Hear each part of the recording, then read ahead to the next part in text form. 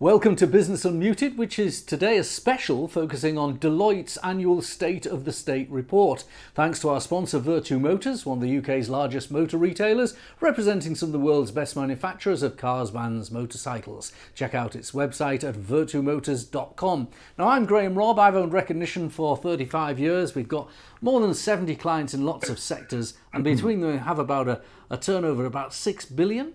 And employ around 30,000 people. So we are at the front line of what's happening in the business community and they're ideally placed to discuss the economic climate. Today, my guest is Ed Roddis, Director of Public Sector Research at Deloitte. Ed is responsible for research and thought leadership, which includes Deloitte's flagship annual State of the State report, which we're discussing today. And it's an ideal day to discuss it because tomorrow the government's budget will be published, and you might be listening to this podcast or watching it at the weekend after the budget. So this will give us some insight into the background thinking of what's happening in the public sector as the budget is made. Ed, welcome. Tell us about the report. Hey Graham, thanks for having me. So the State of the State is an annual report on government and public services from Deloitte and the think tank Reform. It's been going since 2012, in fact. So in Westminster terms, that's 4 prime ministers, 6 chancellors and 7 business secretaries ago, I think. And what we try and do is produce an evidence-led view of what's happening across government and the wider public sector. And we do that by bolting together 2 forms of research. On the quantitative side, we get Ipsos UK to do a survey for us with a nice big sample size so we can report down to the level of the English regions. And then on the qualitative side, we interview public sector leaders. This year we interviewed 54, in fact. So they include ministers, permanent secretaries of government departments, council chief executives, NHS trust chief executives, police chief constables, the full breadth of the public sector. And those interviews give us a really human, colourful, rich picture of what's going on across government and public services. So we bolt those 2 things together, and that gives us this state of the state.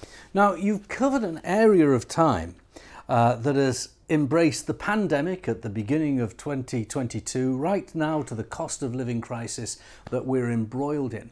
And do you find that when you're talking to these people, the television news that maybe viewers and listeners watch at home reflects the actual issues that they are dealing with? Or are they looking at issues that may be coming up as big public sector considerations in a few years' time? A bit of both. I mean, to some extent, it's a chicken and egg, isn't it? Because we own the state. The public sector is there for us to support our society. So public sector leaders are acutely aware of the need to do that and reflect what the public wants. But then, of course, there's this kind of overlay of politics, which can sometimes make the public sector bound to these kind of 4-year electoral cycles. So I think it's a bit of both. But actually, when you do talk to public sector leaders, they are more forward thinking than the politics would sometimes lead us to believe. Now, this week, the government will have announced its budget, and obviously that affects everyone in how much tax people pay and how much spending is available for the different public departments. One of the areas you looked at is public spending. What kind of simple conclusions did you come from the public themselves, particularly geographically based? Okay, so yeah, this is a really lively debate, isn't it? The levels of tax and spending we have in the UK, and then the growth plan, the ill-fated, I guess, growth plan that was published in September really stoked up this whole debate. So we wanted to understand in the report what the public think, what's the public's preference for the balance of tax and spending. So we asked them, do you want lower taxes, even if that means lower levels of public spending? Do you want the balance to stay about the same? Or do you want higher public spending, even if that means you'll pay higher taxes? And what we found in the report this year across the UK was a really split picture. A third of the public, 33%, said, give us those lower taxes. 29% said, give us higher public spending. And 17%, the lowest proportion, said, we want things to stay as they are. Now, my takeaway for that is that the public want change. The majority of the public want a change in direction on our levels of tax and spending, but there's no real consensus on which direction they want to go in. Now, that said, split picture across the UK, there were some interesting regional differences, Graham. So in the Northeast is the bit of the UK where people are most likely to say, give us lower taxes, even if that means lower levels of public spending. 40% of the public in the Northeast said, give us lower taxes, compared to 33% the UK average. And the region that was the second most keen on tax cuts was Yorkshire and Humberside. 38% of the public in Yorkshire and Humberside said, give us tax cuts, compared to 33% UK average. So, Graham, you are living in the heart of tax cut territory. Yes, absolutely, and you see that. But also, you look at the people that people employ, and my own staff. No one pays poverty wages that I know, but the wages are lower. And although there are other things to compensate for that, for instance, housing is lower, and to a certain extent, some extent, transport costs are lower as well. But perhaps the actual perception, if you are on a lower wage, is you have less disposable income, and that can be true in real terms, can't it? I think that's absolutely it. And I think that's what we're seeing play out in this survey. People are wanting to keep more of their income. They're worried about their household incomes. They're worried about supporting their families. And when we asked a similar question in the austerity years of the last decade, 60% of the public at that point were saying, give us higher public spending, even if that means higher taxes. So I think you often see public attitudes reacting to what's going on around them. Well, there will be higher taxes. I'm sure they will have been announced as people are watching this repeat at the weekend. But we'll see what the result is like when people poll that next year in your State of the State. Now, what about what people want to spend money on? It appeared that there was a lot of public interest and commitment from officials into the net zero agenda. Yeah, definitely. So in our interviews with public sector leaders, we found some concerns about the net zero agenda, actually, because when you're stuck in a cost of living crisis coming off the back of a global pandemic, you have to deal with these kind of in your face crises. So there were some concerns around public sector leaders that net zero felt a bit too bolted on to what they do, and it needs to be part of their day to day in order for the public sector to change the dial. But we came up with some interesting findings in our survey on public priorities. So we asked the public, what are your priorities for government to improve? What do you most want to see improved in the years ahead? And the top answer across the UK was the cost of living crisis. Like 81% of the public said that. Second most popular answer was NHS waiting lists. Of course, we're now upwards of 6 million people on waiting lists in the country. So unsurprisingly, 66% of the public said government should prioritise that for improvement. The third biggest priority was climate change. And it's interesting that over the summer and the autumn, there was lots of commentary in the press about whether or not the government was going a little bit soft on net zero and climate change. And I think what we saw in the survey was a reaction to that. I think it was the public saying, deal with the cost of living crisis, deal with those NHS waiting lists, but don't neglect net zero. Of course, there is a public debate, one that you'll observe, not take part in necessarily, about whether some of these climate change initiatives can deliver lower bills. And the way the system is structured at the moment, with energy prices of electricity, for example, linked to wholesale gas, meaning that some of the more cost-effective ways of delivering electricity don't necessarily result in lower bills because of the way the market functions. And maybe that's a challenge for officials as they frame legislation and the rules of engagement. Totally. There are so many factors at play. And I was looking at LinkedIn earlier today, Graham, and one of my colleagues at COP27 doing a rundown of some of the debates there. And it is quite overwhelming when you look at the scale of the challenge and all of the different factors at play, whether it's energy costs or other things, whether it's green skills, whether it's retrofitting homes. everything. It is a massive, massive challenge. Okay, now the report also looks at 3 accelerators that could help power the future of government. So talk us through those.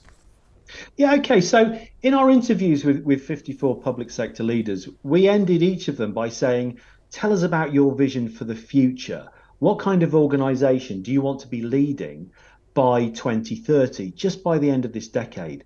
And the answers we heard back were really, really compelling visions for the future. They were really energizing, really optimistic and ambitious. And there were some areas of consensus in what all of those public sector leaders talked to us about. So when we reflected on them, we said, well, we think there's probably 3 accelerators, if you like, that could power the sector forward to that kind of future it wants to see. And the first accelerator we said is that government needs to think post-digital. Now, if you think about it, digital is pervasive now. It's in everything that we do. It's in everything that we use.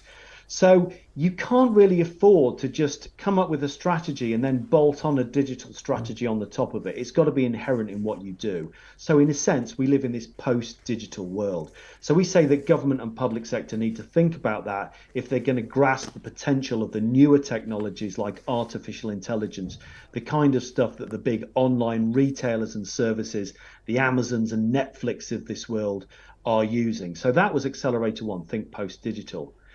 The second was about leadership and building trust. Now, we talk in the report a lot about the importance of trust in the public sector, and we've seen in our survey that trust in some ways in government has gone down. So we say that leadership needs to be built at every level across the sector, and it needs to focus on rebuilding trust.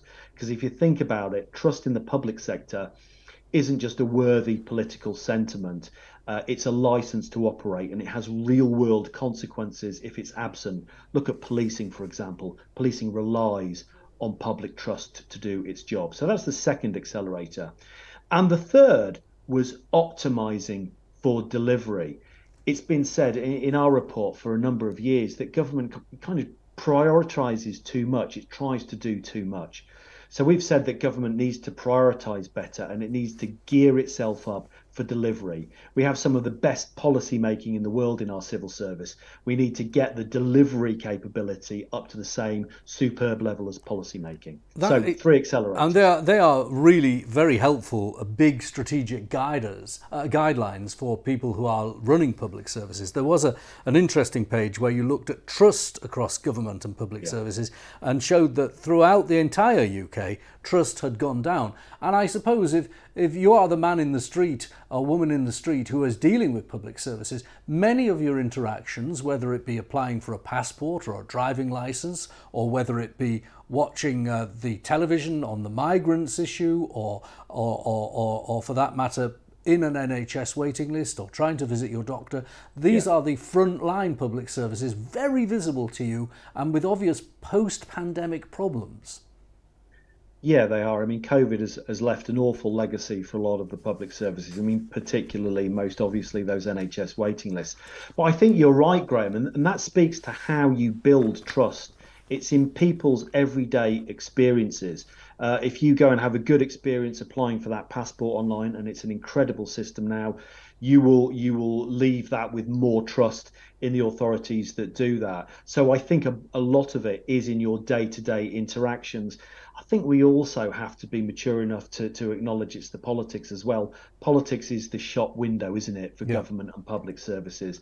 And when you see levels of political instability, it's bound to have an effect. Absolutely. And just to end, there was some interesting reporting in one of the broadsheet newspapers the other day, pointing out that the NHS has had a large input of money in recent years, post-pandemic, and that it's treated 5.2% fewer people in the year since compared to the year before the pandemic. And if you look at a bit of data like that, and then you look at the cost of living crisis forcing or causing an industrial dispute with nurses, it's quite possible that next year, when you publish the State of the State report, some of these indices could be gloomier before they get better. It's possible. I mean, productivity in the public sector is of itself an enormous debate. I mean, and we have in the UK relatively struggled with productivity issues over the years, but we know the things that drive it. It's skills, it's good infrastructure, it's good use of technology, that kind of stuff. I think productivity is a really useful lens to look at the public sector, but you have to take a wider view as well. And you have to think about how you're measuring it. It's amazing how many people have said things like, oh, we're all more productive if we're remote working. Well, actually, no, that's not necessarily true. Somebody said to me, well, you're not commuting, you're more productive. Well, actually, no, I'm starting work earlier. That's not a productivity gain. That's me doing more. That's the opposite of a productivity gain. So I think you need to be cautious about how it's measured and look at the wider economy as well as just the public sector. But productivity is a useful lens as well. Well, Ed, it was great to talk to you last year about this report, and this year it is becoming a staple for people involved in the public services, or for that matter, any of our viewers who contract with the public services, because it will give them an insight into the challenges and the issues that public leaders are actually facing. Thank you very much. I'll just remind our viewers it's called The State of the State. Ed, I presume if you look at the Deloitte website, you can get a link to it. Absolutely, or just Google Deloitte State of the State, you'll find it nice and easy. Thank you very much. Next week, Business Unmuted will be presented by my colleague Nikki Jolly, because I'm not around next week, but do join us and we'll see what people thought of that budget this autumn.